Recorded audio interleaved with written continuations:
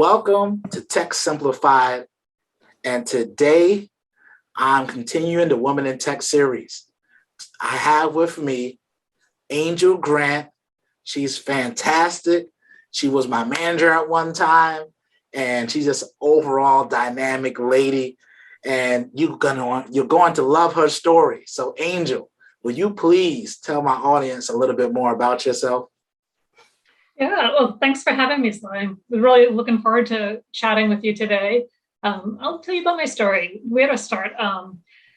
My career path has not been a path. It has been a meandering journey. I never really had a set North Star when I started. Throughout my career, my North Star has changed, which is okay. And I think that's the first important thing that people should realize. But I actually worked through college to help pay for college. I worked for a financial institution in their mortgage department and their mortgage origination team. So when I graduated from school, I didn't know what I wanted to do. I just knew I had to go to school. And when I got out of school, I actually went to work for a bank in their mortgage department. I ended up managing the inside sales and service team there. And I had a very unique opportunity while I was there too, where the bank was actually introducing their very first website. Yes, that's like way back when. And my manager actually knew that at night I was taking some coding classes, web design classes, and I started dabbling, creating websites for different companies because most companies just didn't have websites then. And so she actually injected me into a project that focused on the mortgage department's new webpage within the master online banking page that the bank was trying to create. And I remember going to that meeting. I actually designed a online mortgage application page. I coded it all up with the business logic because that's what my team did. We did the pre-qualifications for mortgages. And I figured it would optimize that process when somebody wanted to apply for a loan. So I went into this meeting. Mind you, I was early stage, just out of college. And I went into this meeting and I showed the team what I thought would be the best thing for the mortgage page on the bank's website. And I pretty much was told I was a young, ignorant fool who had no idea and nobody was ever going to apply for mortgages online. They didn't say those exact words, but that's what I heard. And so I left that meeting. I was so deflated. I was kind of like, put a lot of time into this. This would have been really cool. And I happened to have a conversation with a recruiter I was actually using to hire people on my team at that time. He knew me well, and he could tell something was off in my conversation. I was like, yeah, I just came out of this meeting. And he's like, oh, that's too bad. So fast forward a couple of months, he calls me. He's like, hey, there's this startup online banking company here that's looking for a product manager. And I was like, oh, sure, I'll go and talk with the person. And I ended up moving from working at a bank over to working for a startup company that helped design one of the industry's first online payments applications for corporate cash management. And it was really interesting. That period of my time too was very fascinating because I learned a lot about product management. I learned a lot about different types of technologies, but I also learned a lot about the payments ecosystem. And when we went to different banks to tell them about our new cool online banking applications, again, I've heard, nobody's going to bank online. Tell us about your DOS product or your Windows product. And so it was an interesting journey seeing that evolve over time, and clearly this online banking thing took off, right? But with that, so did online fraud and crime. And so one of the things that we started to do was work with various cybersecurity vendors. And RSA was actually one of the vendors that we had integrated into our online banking application, online payment application. So fast forward, I ended up talking with RSA and I started having a really interesting conversation about moving to work there. The person I was talking with, my hiring manager, was Chris Young, who at that time I was kind of like, why would I want to work for a cybersecurity vendor? What is that? Like, I've never imagined that as a career path. When I heard cybersecurity, all I envisioned was this guy in the corner with a dark hoodie on saying it's the year of the PKI. And like that's what I envisioned cybersecurity was. And Chris Young really enlightened me. Actually, Chris is over at Microsoft with you now. So he really enlightened me. And when he said, Angel, cybersecurity industry have a lot of people who are deep technical knowledge, crypto guys. What we really need in this industry is people who can think differently and people who actually understand the business problems we're trying to solve. So I've actually always used that as my North Star when I look at, where do I add the most value in a conversation? It's not necessarily my technical acumen. And I can go deep as if needed, but it's really about what are the problems we're trying to solve. So I kept that in mind as I continued my journey. And from there, I've represented RSA on a variety of different industry initiatives, such as on the FSISAC board, the PCI Council. So I should give the decoder rings on that. So FSISAC is the Financial Service Intelligence Sharing, and PCI is the payment card industry. And then also I was on the NACHA, which is the National ACH Association Secure Payments Board. And I did participate within the Federal Reserve Bank Secure Payments Task Force. And again, my mission in being involved in those initiatives was around engaging with industry stakeholders to help secure our ecosystem and apply and understand what are the business problems we're trying to solve, and then look for ways to apply the technology to those problems to actually solve them. So this past year, I moved from RSA and I took on a really fun new job over at F5 Security. And the reason I chose to actually make that move was I had a really interesting conversation with some folks over at F5, and I was really fascinated with their mission to completely transform the company and double down on their security focus and really double down on their mission to deliver secure and frictionless digital experiences. So one of the things that I also was really interested in is the fact that as an organization, they just recently created a new security business unit. They've gone through 3 acquisitions. Actually, we just closed our 4th one this week with ThreatStack here in Boston. So that's pretty exciting. And so being part of that, something fun and helping pull that all together, something really fun to help that company move forward with that mission. So I've had an interesting journey where each one of those things and conversations over the course of my career have taken me to where I am today. But at the end of the day, I keep on going back to where I add the most value in the conversation is applying my business knowledge to actually solving the cybersecurity problems that organizations are suffering today. Well said. That was brilliant. So I do got some gems for the audience. So one thing that stuck out to me when you was talking, you mentioned about being deflated and then having that, that internal, when you're talking to yourself, like, are they right? Are they not right? Yeah. How did you continue to trust yourself? Well, I'm a very trusting individual in general, but I do understand sometimes I'm wrong and sometimes I'm right. And in that situation, there were things I was very right on and there were things I was very wrong on. And, so that's actually something for individuals who are early stage in their career to think about. When you're entering an organization, do not be afraid to introduce new ideas and perspectives and approaches to things, because oftentimes those are things that haven't been thought of by people who have been in that industry and space for a long time. You're bringing in a fresh perspective. However, the one thing that I didn't fully take into consideration was the people in that room who did understand the industry and where the current state was for adoption of different components of engaging with a bank online, was that it was going to take a while to adopt that. There were a lot of things to think about from a security perspective. So from that regard, as someone coming out early stage, I need to respect the fact that even though I have great vision ideas, there are things I can learn from that too in that process, where I learned that, anytime you roll out a product, if it's early stage technology, there is, the hype cycle of people adopting different technologies at different points. And the people at that meeting weren't necessarily calling me a young, ignorant fool, but that's what I heard in my head at that time, because I was like, oh, I thought I knew everything. But what they were really trying to say is, hey, if you look at the hype cycle, we're not quite there. Let's start with the basics. So what we ended up doing was just putting like the phone number to call into my call center team that was to do a pre-qualification for a mortgage versus actually putting the pre-qual form on there. That came much further down the road but as a company, they just weren't ready for that, from understanding the technology, understanding the security, and understanding the business operation models that went with that. Okay. So yeah, so that for me, I walked away there deflated, but then I realized when I reflected back on that was like, yeah, I was right. But this could have been really great, but just not then. Just wasn't the right time. So it was a good idea, just it wasn't the right time, and the maturity of the business wasn't there yet. Yeah. So that makes sense. So that's another eye opening too, knowing when is the right time. Do you have the right team to execute on it?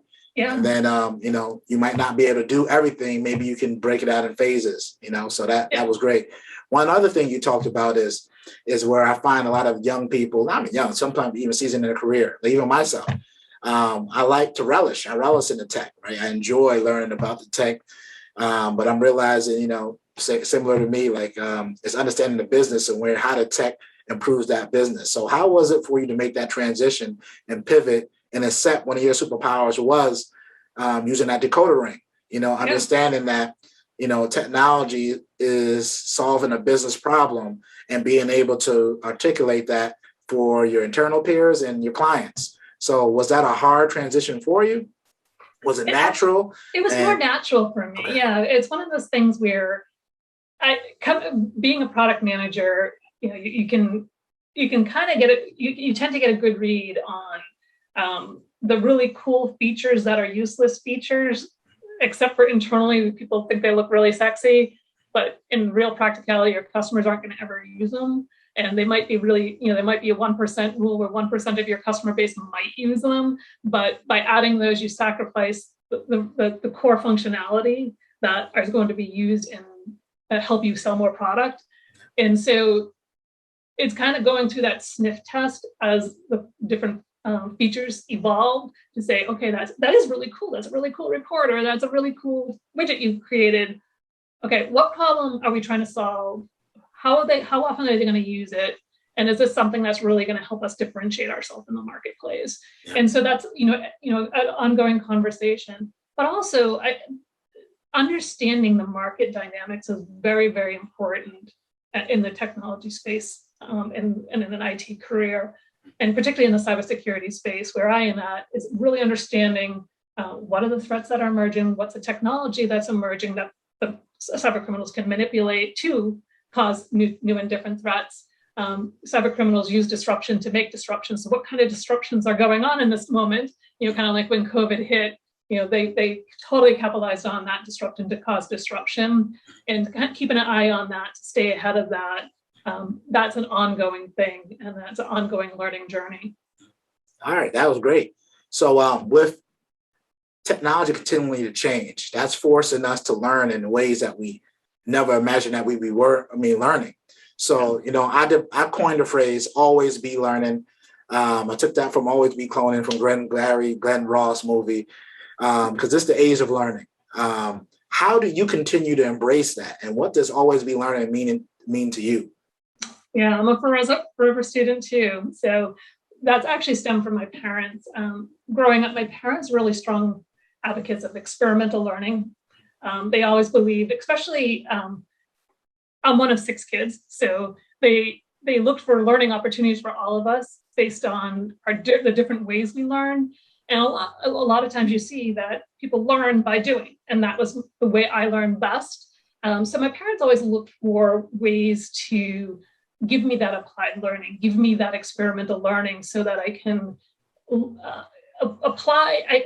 Not necessarily taking what I had in class and memorizing formulas in a book, but actually hands-on applying that to real life situations so I understood it. So for example, my parents would send me to summer camp programs at a local tech vocational school right down the street from us. And so I would take auto mechanics classes, electronics, woodworking, plumbing, cooking, welding, name it. There was some kind of class that I would take at this vocational tech school. And what I took away from that and learned from that is not only how to change a tire, but also, you learn physics, you learn, you can apply different math, you learn chemistry, so learning different skills, but also really understanding what you're learning in the class to apply that to real life situations. And I think that's somewhere that our educational system's kind of failing, is that applied learning. You sit there and memorize formulas to take a standardized test versus actually doing that. Like, how does that, what's the real purpose of this? And how are you going to use that in your real life? Yeah. Another example of that is my family was a strong advocate of getting global experience and experiencing different cultures. I grew up in suburban Massachusetts, in a very non-diverse town. So they were looking for opportunities for me to understand there's a much bigger world out there. So in high school, I did have a great opportunity to study in Ireland at Gormanston College in Bocholt. I went to Germany on an exchange program. I lived with a family in Bocholt and in Berlin. And those experiences, for example, in Bocholt, the family I lived with, they required me to speak German at the dinner table. So I learned more German during my dinner conversations than I did sitting in class memorizing. And then when the family I lived with in Berlin, it was really, really humbling because when I stayed there, Berlin still was in the sector. So I lived in the French sector in Berlin. The Berlin Wall was still up. So I actually walked over, I could spray paint my name on one side of the wall. And then, mind you, I'm a high school kid. I look over and I see guards with machine guns on the other side of the wall. As an American citizen, I was able to go to the other side of the wall. And I asked the family I was living with if they wanted me to bring something to the family that they had on the other side of the wall, who they hadn't seen in years.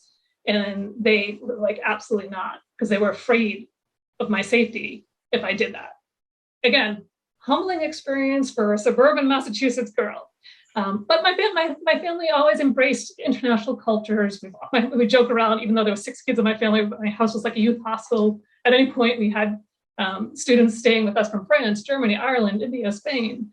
So, I continued that on in my college years, where I studied at Bentley University. I was actually engaged with as one of the first people in this program they launched called the Partnership for Service Learning. And again, it wasn't just studying abroad. It was, I wanted to actually get into the culture and be and do stuff there to learn. So I had a great opportunity. I studied at Oxford, but while I was there, I worked for the Oxford City Council. And again, the experience there, I learned about the townie versus gownie dilemma that you see in many of the college cities throughout the world, and the socioeconomic struggles that come with that. In one side, you had all these very wealthy students studying there. The other side, there was a lot of homeless, and you see that in a lot of different places. So yeah, I think for me, always learning. When I started my career, we've always talked about this. It's like the jobs that exist now didn't exist then. The technology didn't exist. In college, I did tutor for CIS, but I've never had an interest in that career path. But what I tutored is irrelevant right now. Like that, it was completely there's no need for what I used to tutor for, because nobody uses that technology. Yeah. So you always have to continue to learn. You always need to continue to push yourself and try new and different things. So that's where I consider myself, always learning, focus on applied learning, focus on experimental learning. That's a mic drop right there. And I make sure to use those in the hashtags. And I can agree. Like, my family's from Barbados.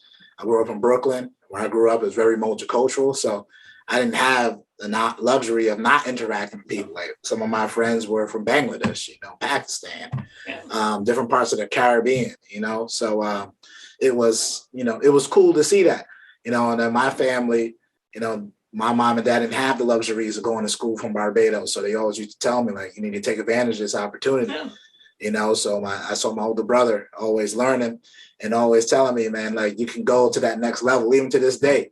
Like, yeah, you think you achieved a lot, but you got more to unlock, right? You got more to achieve.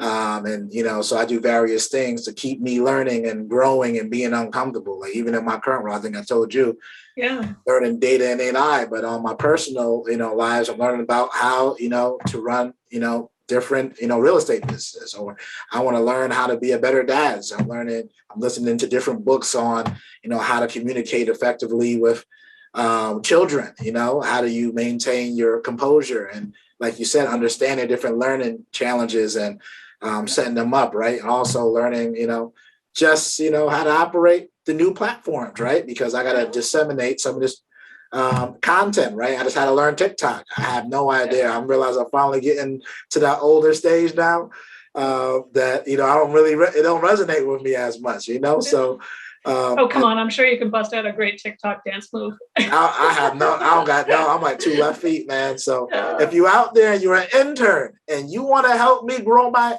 TikTok page, let me know because I need all the help I can get. So definitely give me a call. But that was definitely. Great. Yeah, if there are any interns out there, definitely like Sly, there's a lot of fun things, Sly, you've been talking about doing that. If somebody's looking to get that applied learning and real life skills, almost like an internship, that's great that you're offering that out there. Yeah, and that's how I got started in tech, right? Yeah. When I graduated from the University of Buffalo, I couldn't find a job, like 2011, still recession is still pretty bad. I took a 3-month unpaid internship in Brooklyn. It was hard. I was trying to make things meet to get, to work, walking some days to make it there. But I got to see everything I learned about in school. I got to deploy servers. I got to fix Blackberries, even though that don't matter now. But networking, I saw patch panel for the first time in my life, right? And I got to configure all of those things. I learned VMware and different rebuilding clusters and all those things, and it was for free. And that helped me get my job. And I still use some of that information today. So, unpaid internships definitely can help accelerate you. And one thing that I realized that I think was more valuable was the connections I made, because I got 4 LinkedIn recommendations from that. And I used that for my first job. When they asked for recommendations, I had 4 people that were pretty high up in the job I went to that vouched for me, that helped me accelerate my career. So, that's a great example. So one of the things that I strongly recommend, especially anyone who's going to study at college, don't leave there without an internship or a co-op. For example, every resume I get, you'll see that you have certain degrees on there, and it's, you need a way to differentiate yourself. And the internship gives you that, like you said, that experience, that applied learning. It helps you build your network. Yeah. And also importantly, it allows you to understand what you like doing and what you don't like doing, which is actually far more important than understand what you like doing. Is like things you don't like doing, won't make you happy in the career path that you choose. So definitely looking for internships to get that experience to help differentiate yourself does make a big difference. Agreed. And I'll just add one thing on that is joining clubs. So when I at the University of Buffalo, I was like, I joined the American Marketing Association. Yeah. And we didn't have a website at the time. I'm like, how are we the marketing the group and we don't got a website? Isn't that part of marketing? Yeah. So I ended up just creating marketing. I created the webpage and then increased I think enrollment by like 10 to 15%, right? But then, that's a leadership role. I was able to differentiate. I remember when I was in my first job, the job I thought I was going to get at my internship afterwards, to stay here, like I'm more excited about, I want to know about that VP of marketing role at the American Marketing Association at school. What did you do there? And then when I told him what I did, he was like, oh, that's pretty cool. Did you know how to design websites? I'm like, no, but Weebly just came out. You could drag and drop. It was horrible at that time. But I was able to make a website that was pretty, it worked, it did the job. Yeah. And you just taught yourself that? Like, yeah, I guess it's drag and drop. You just got to know a little bit of HTML, which I knew at the time. But I say that to say that is I learned actionable skills because similar to you, I'm an application. I've always been not the best student in terms of GPA, but applying knowledge for me is something I love to do. If I can't understand the use case for it, then I'm not going to learn it because I know I'm going to forget it because I don't know how to utilize it. So that's kind of the, something that's to put out there. So internships and also don't take for granted those clubs, because they are functioning businesses when you think about it, and how you increase enrollment, how do you outreach, so many things that you can build and create and make an impact for your fellow students, but also help you in your career going forward. So absolutely. On that same vein, let's talk about, what advice would you have given yourself earlier in your career? Yeah. I think there's probably 3 things, but I'm also not just necessarily earlier in your career. I think there's people are reflecting it, especially this past year. I've noticed a lot of people are reflecting on kind of like where they're at, where they want to go. So there's probably three things I'd recommend, that I would have liked to, make sure my younger self knew and continued to know throughout the course of the different stages of my life. And I think first is the most important thing for me is, I think it's really important that people create their own playbook. Yeah. And the reason for that is I'm actually watching this unfold with my son who just went off to college and all his friends. And it's almost like they were handed a scripted playbook that they must, take all these pre-exams to get into college. Then they must go to this certain type of college. And then they must go to try to get this certain type of job with this title. And it's almost like it's like a prescribed playbook, a societal playbook that everyone shall follow. And one of the moments that made me very proud is one of my son's friends. He went to school last year as a freshman in college, going through the prescribed societal playbook, but realized that it really wasn't for him. He realized that he wanted to take a different path, and he had the courage enough to do that and realized he wanted to write his own playbook, and his parents were supportive of that. So that was something that, to me, I was very proud of, because I think it's important for people to stop comparing themselves, stop focusing so much on their title, and don't prejudge people who don't choose the societal playbook either. Let them focus on what makes them happy, and don't be afraid to rewrite your playbook. For me personally, my playbook has changed over my career based on both my career aspirations, but also in my personal life when I became a mom and my life priorities changed, and I rewrote my playbook to accommodate what would make me happy at that time and continue to grow and thrive.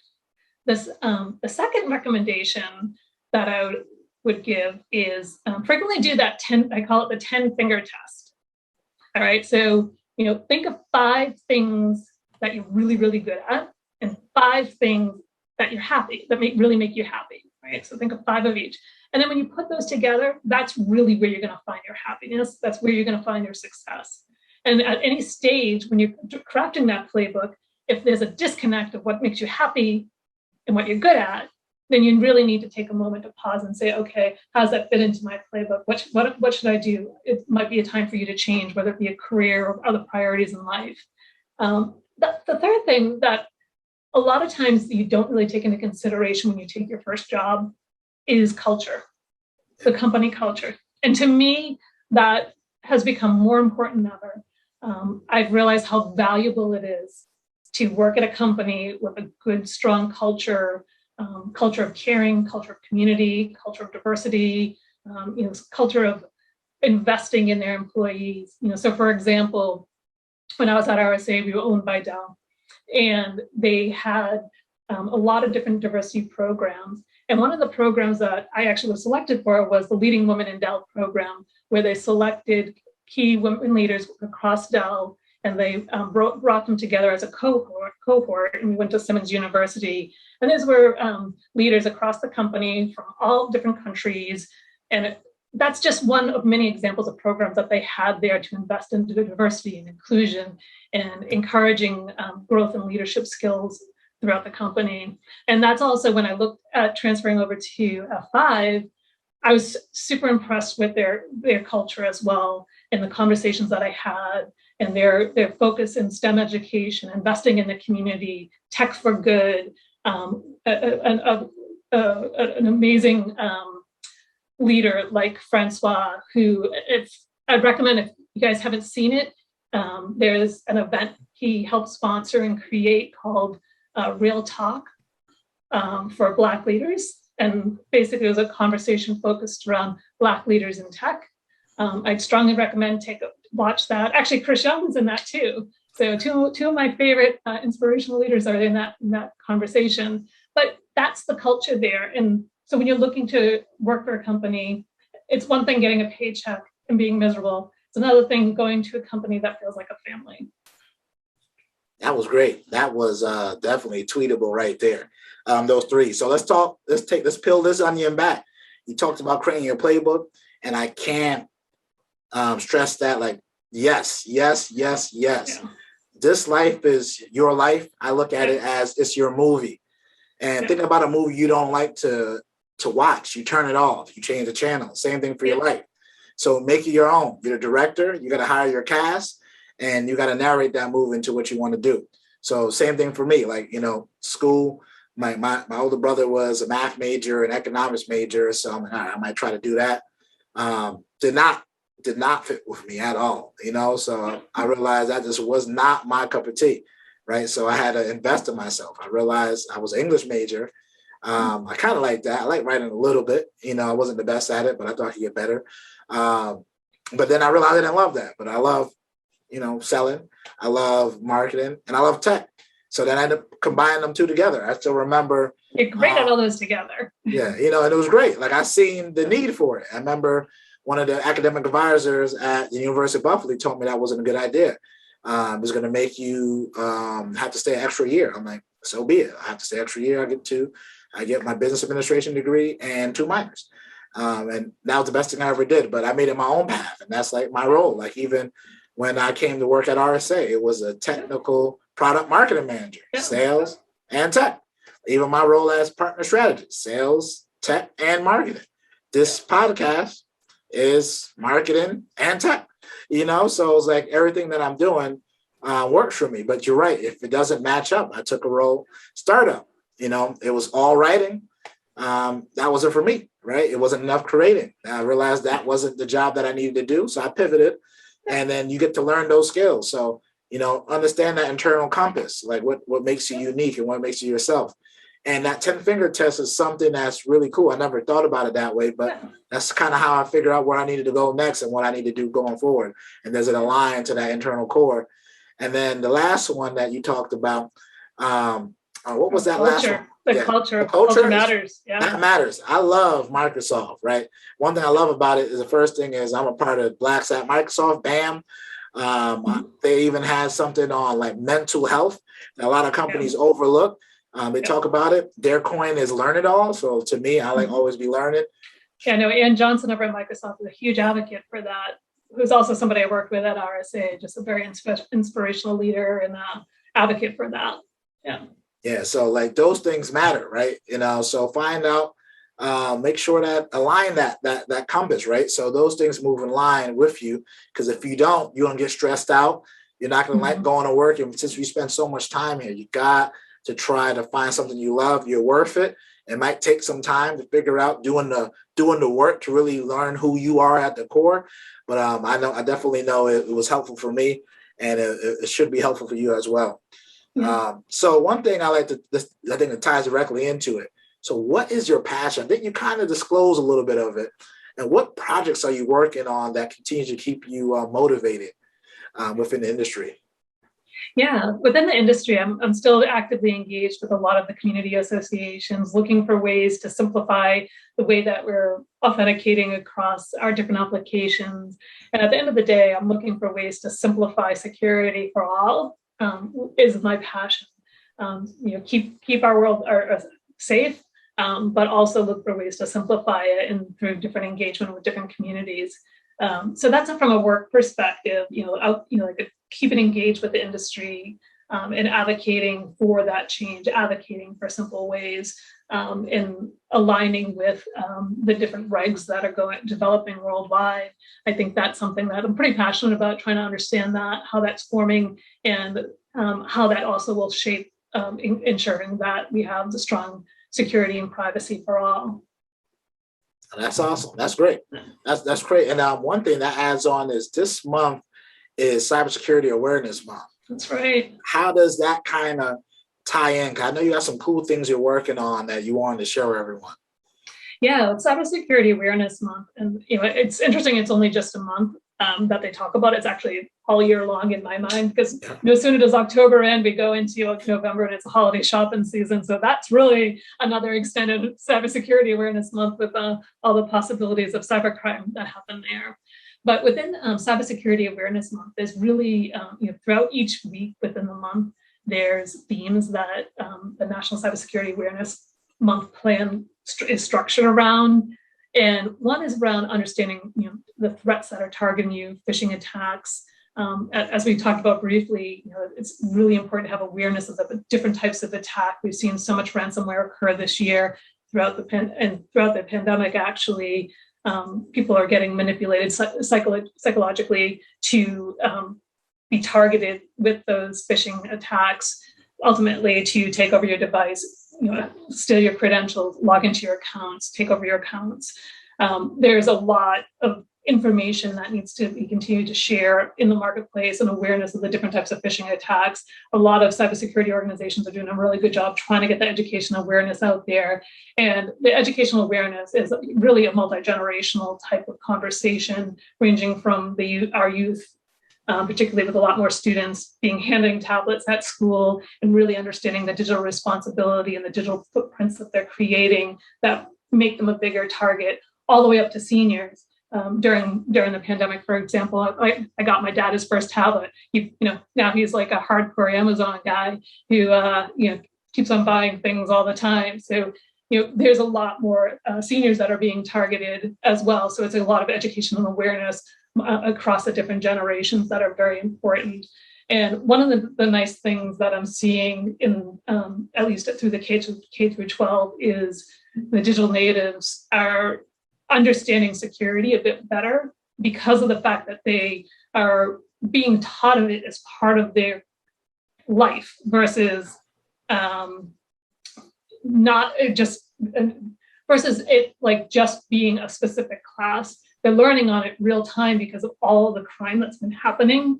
And so now I hear my younger son talking with his friends of like the different breaches that have happened because it's so mainstream and aware. So that, for me, that's encouraging because they're talking about it very mainstream. So they have much better awareness on it, where in the past that was never the case. But one of the other aspects of Cybersecurity Awareness Month is around driving and improving the cybersecurity workforce. And I think it's interesting where a lot of people get intimidated about moving into a cybersecurity career path where they shouldn't. There's just so many different types of roles within the industry. And there's so many opportunities to use that transferable skills into this industry. So I think this is a great time to explore and think about where could you transfer your skills into the cybersecurity industry during this month and explore those conversations. That's awesome. Is there anywhere they can go, the audience, to learn more about Cybersecurity Awareness Month? Yeah, there's the Stay Safe Online has a whole variety of different resources that they can go to that will talk about each of the different month's weekly themes, as well as ongoing resources that they can use in their personal lives, professional lives, as well as if they want to share with their kids to help better educate their kids. If they one of the things, for example, when my son was in Scouts, there was a communication badge, and it was actually a crypto badge. And so, to help educate youth around understanding crypto in a simple way, we created a cipher wheel. So there's fun ways to educate around cybersecurity in toolkits and playbooks and coloring books that are in there too for different generations. Oh, that's great. Thank you. And that kind of directly goes into the next question. What are some of your favorite books and podcasts? Because I know you love learning. So I know you're listening to something or reading something at this moment. So what would it be? Yeah, so I have a couple books that I really enjoyed. I'm going to give you an oldie but goodie. That this was one of my favorite books that I read many moons ago, and every once in a while I'll pick it up, dust it off. It's called Conscience, The Unity of Knowledge, and it was written by Edward O. Wilson. So he's also known as the Harvard Ant-Man.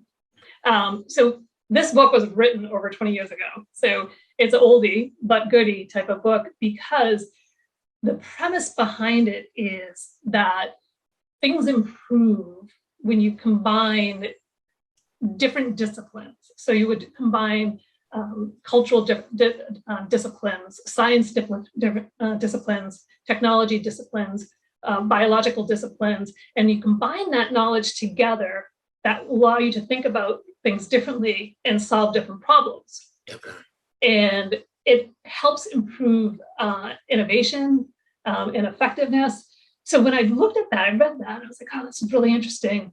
And when I started working in the cybersecurity space, I actually delivered a presentation called Cybersecurity Conscience, riffing off of that book because of the fact that, but this is about 10 years ago when I did that, where I started seeing exactly what you said in that book, where when you're combining technology and cross disciplines together, it's solving new problems. So, for example, this is where you started seeing biometrics being used as a security measure versus just a health measure, right? Where you're having eye, voice, etc., as a security authentication measure, biometrics, heart, etc. That's, you started seeing those disciplines come together. And so that was a pretty interesting book. I'd recommend it. It really is thought-provoking. The other book that I read that was kind of fun is Brief Answers to Big Questions by Stephen Hawkins. So, of course, anything by Hawkins is pretty amazing. So he started writing this book before, unfortunately, he didn't get to finish it before he passed away, but it's really interesting because he focuses on 4 different areas of kind of why are we here? So that's very deep. Will we survive? Will technology save us or destroy us? And then the 4th is how can we get there? So there's like 4 different things that his topics and questions that are throughout that. And it really gets you thinking about a lot of different aspects of different dynamics of socioeconomic, technology, the meaning of life. It's very deep, but it's a fun, interesting book to read nevertheless. That's great. Those are some great books. I'm going to check some of them out because I haven't listened to any of them. A couple of books I'm listening to now is one called It Takes What It Takes. And that talks about neutral mind, your neutral mindset. So not positivity or negative mindset. They say, negative mindset is never good. That little voice in your head, if you don't go to it. Like chirping back there, yeah. And if you go, too positive all the time, it makes you miss things because it's not realistic sometimes. So the way they talk about in the book is, when you attack a situation, you can have something bad happen to you. Like I might not do well on a presentation, knock on wood, right? But it doesn't mean the next presentation is going to be bad. A clean slate. How do I be better at this time? Or even something simple as right now. What do I need to do right at this moment? Is pay attention to you, give the most to our audience, and whatever I got to do after doesn't matter. Or before, I just need to be neutral and figure out what's going on now. So that's a good book. Another book I'm listening to now, I finished that book, is Chatter, and it's talking about the internal person inside of you. How do you handle it? How do you make sure that it's nurturing and it makes you go forward? And it talks about different studies that happened and took place so you can handle that. Because I'm realizing the better that I can maintain my internal emotions and how I act in situations is something that I realize that's been a game changer for my personality. Because sometimes, I used to think about all the things I used to, where I grew up at, some of the resources we didn't have and how hard it took me to get here. And I'm like, well, that don't really matter right now. Right now I'm here. So what do I need to do to stay here? Yep. And what have I done to get here? And, so I had to clean up that, that negative chatter inside your mind. So those are things that, I actively do. And another one that I haven't read in a while, but it was good. The Man's Search for Meaning. That book was so deep for me. That helped me, be a little bit more grateful, be more in the present, to find even in the worst information or the worst situation I'd be put in, what's the absolute positive thing I could think about to make me go through it, right? How can I capture the now? So that's another good book. So I just figured I share those 3 books as well. Yeah, those sound great. Sound really interesting. And it's so relevant too, because especially right now, there's just, so much negativity and noise, and it can, it's important to, keep that mind and keep neutral and keep in the moment. That was a great book. I'll have to go back and check those one out. Yeah, those are cool. So, and then last but not least, I'm almost done. I got my book coming out called Daddy's Little Girls, Stories of the First Time Dad. So I'll be printing up that pre-link out there soon. So y'all going to love it. It's going to be my first book. That was one of my big goals, just to publish a book. But this book is all about just the feelings that I was having, the stories that I share.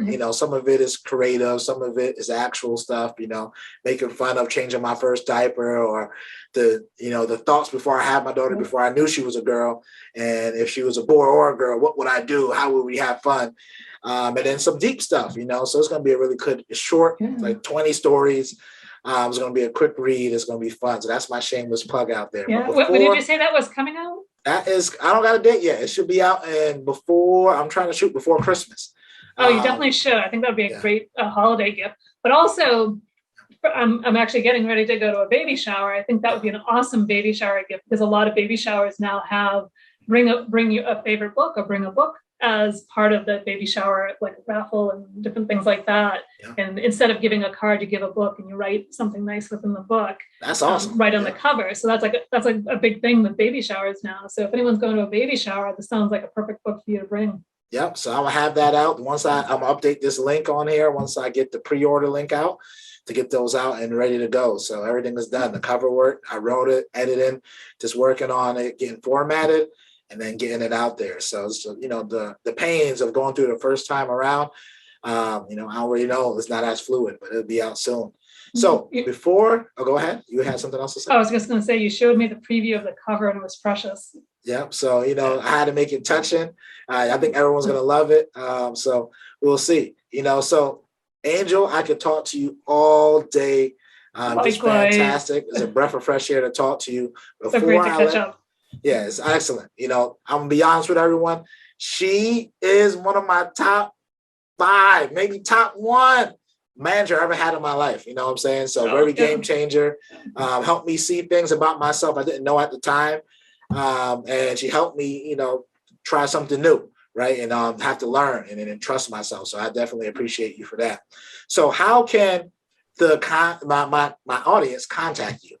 Sure. There's a couple different ways. You feel free to reach out to me on LinkedIn, easily accessible in that. I'll respond to that.